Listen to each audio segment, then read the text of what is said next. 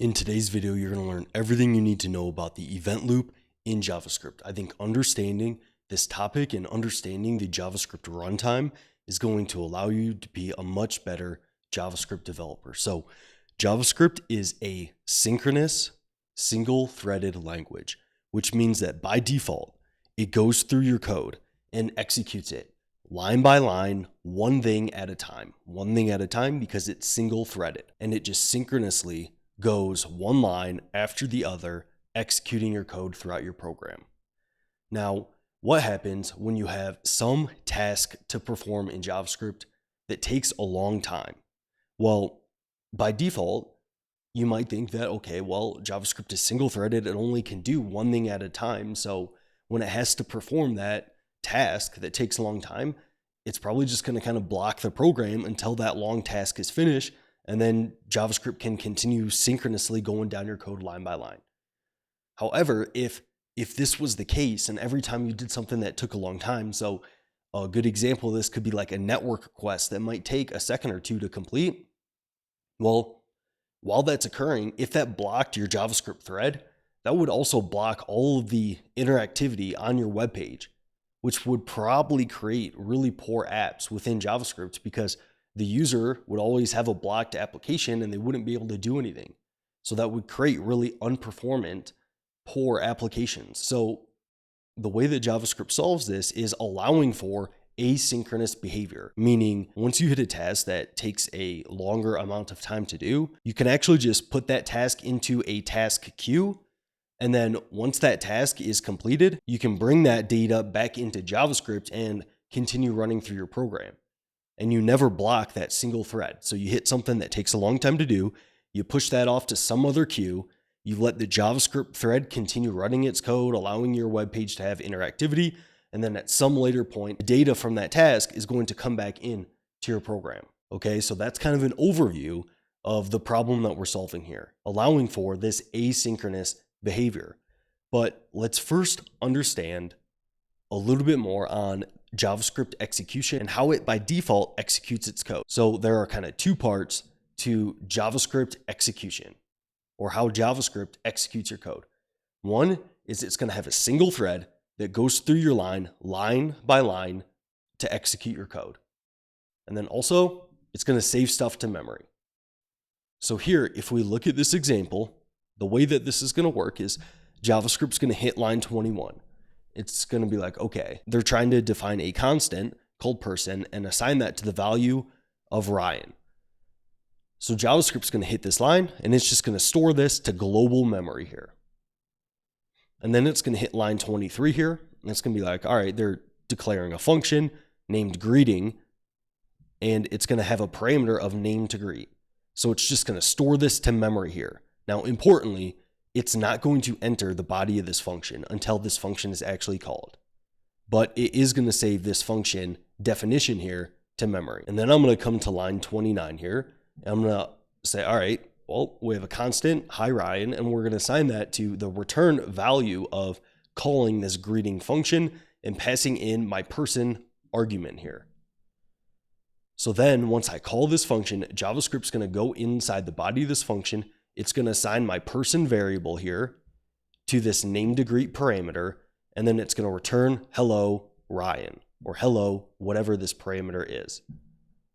And then once JavaScript has completely finished executing this code here, and this call to the greeting function has completed and resolved with some value, then JavaScript will head to this line 30. But it won't do that until it's completely done running this greeting function, because it's synchronously going to go through your code line by line here. And then it's going to do the same thing here, in which we call greeting with a value of Joe. So if I run this code here, you're going to see that I get kind of what you would expect. I get hello Ryan and hello Joe. Now, one important thing to remember is that in JavaScript, it has something called a call stack. So when I'm running this greeting function, we're actually going to push this function onto the call stack. And this function is going to remain on the call stack until it has completed executing. So if we back up a little bit, when I hit line 29 here and I call greeting, it's going to push this greeting function onto the call stack. And the call stack allows JavaScript to kind of know where you're at within your program. It allows you to know what function is currently running in your program. And you can kind of think of your programs here always kind of running within some global function. So when I'm running or executing this global code here outside of my greeting function, you can think of it as JavaScript has the global function on the call stack to run that function. And then once I hit this greeting line, it's going to push this greeting function onto the call stack. It's going to create its own kind of execution context to execute this greeting function. And then once this function resolves with a value, it's going to pop it off the call stack and move to the next line. And then we're going to hit this next line here. It's going to push this greeting function onto the call stack, execute all of its code, and then continue running line by line throughout your code. So JavaScript will use this call stack to push functions onto, execute those functions, and then pop those functions off, and then continue running whatever function that was next in the call stack. So say I had another function within this greeting component here, or I called out to another function. What JavaScript would do is, okay, well, we would call greeting here. This would put greeting onto the call stack. And then if I called another function here, it's going to place that on the call stack, and it's not going to continue running this greeting function until this some function has completely finished executing.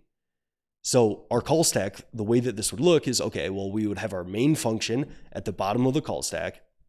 Then we would push the greeting function onto the call stack here when we call it. And then since this greeting function, it calls another function called some function, we're going to push some function onto the top of the call stack. And then once some function has completely finished executing, we will pop that off of the call stack, and then we will continue running the greeting function. And then once that's completely finished, we're going to pop that off the call stack, and then we're going to continue running our main function.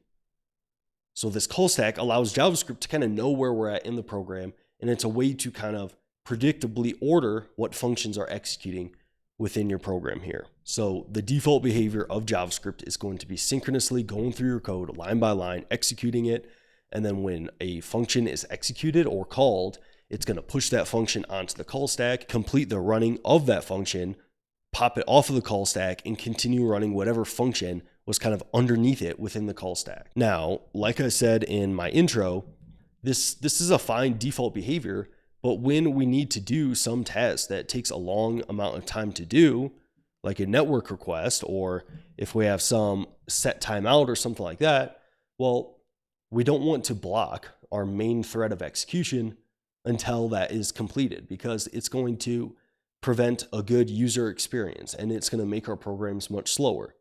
So JavaScript allows for asynchronous behavior in which we can actually just use something called a task queue. We can push those tasks to this queue, and then at some later date, that data is going to come back into our programs. But how does that data come back into our programs? Well, this is where the event loop comes in. And what the event loop is going to do is we're going to be running our synchronous code, but the event loop is constantly going to be checking. Okay, it's going to be checking our main call stack in our JavaScript program. It's going to see like what function is running and what functions we have on our call stack. And it's also going to be checking this task queue.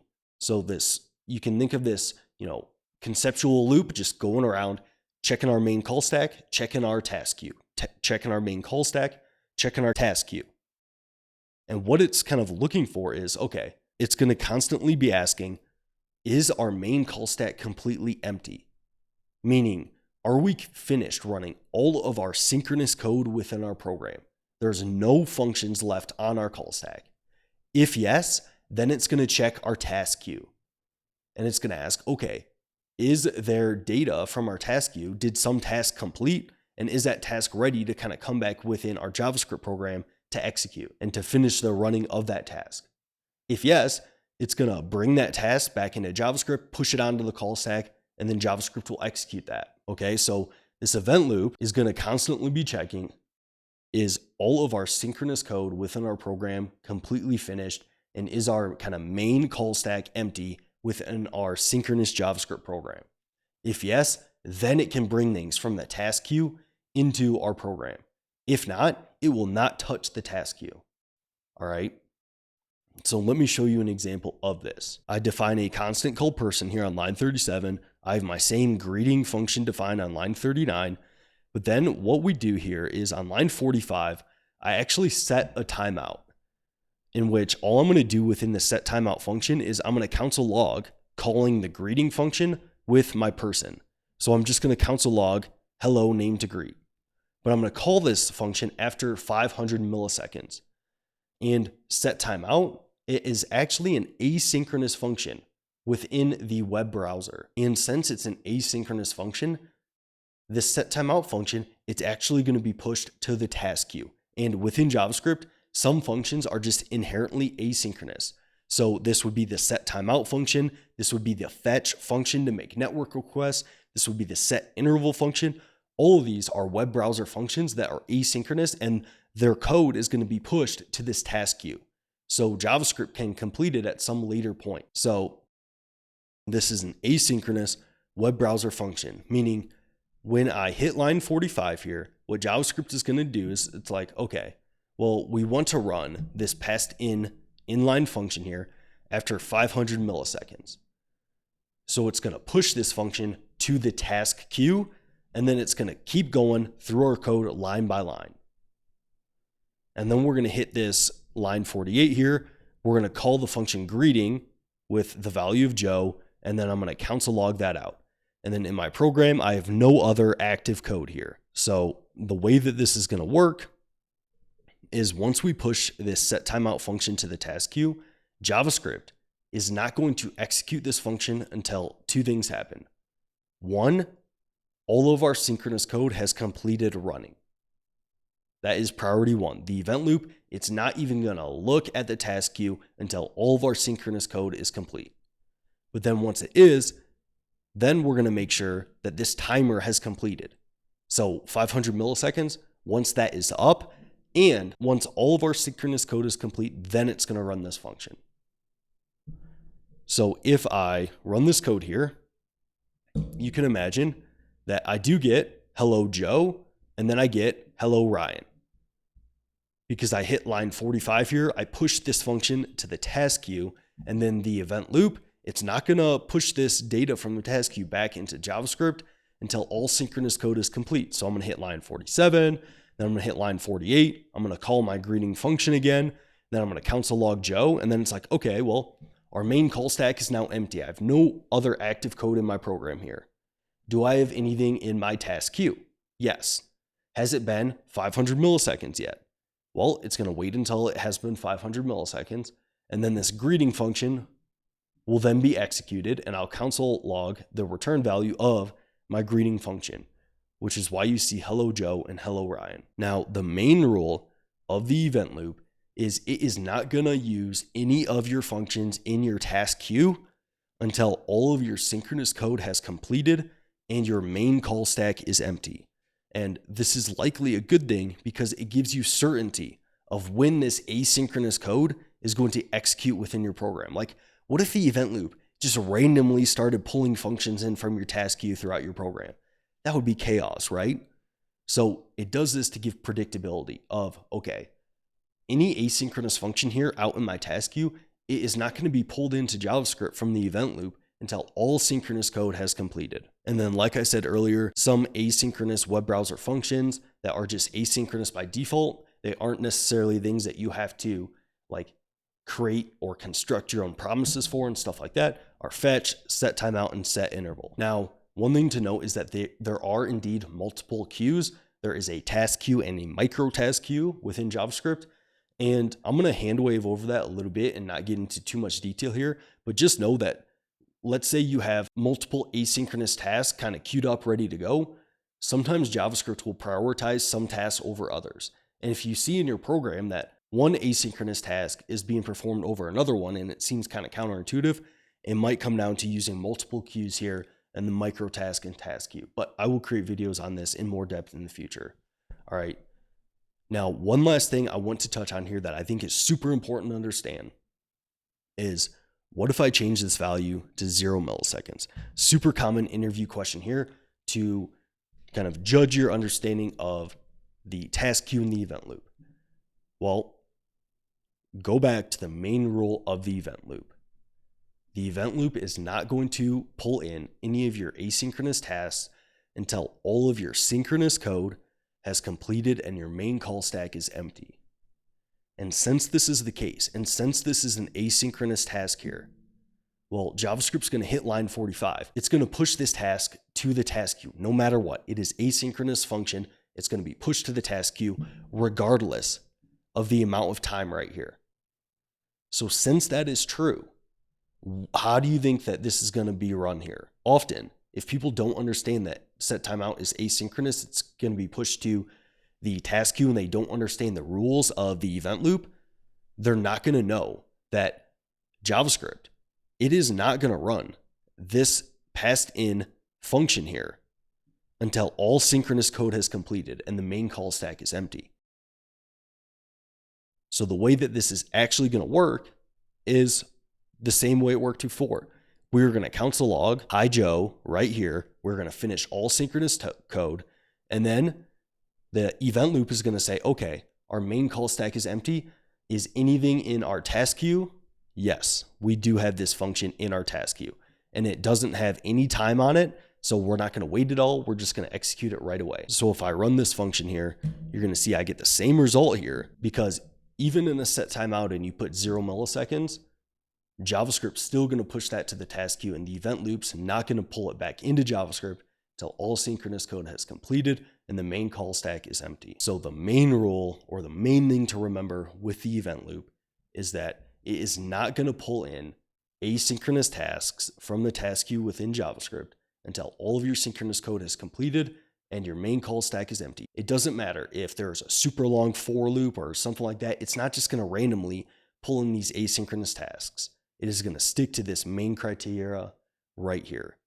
I think understanding this really allows you to understand your JavaScript programs much better. So I hope this helped you understand how the event loop works and how asynchronous code works a little bit better, and also how JavaScript execution works with being single threaded and going through your code line by line. So thanks for tuning into this, and I'll see you in that next one.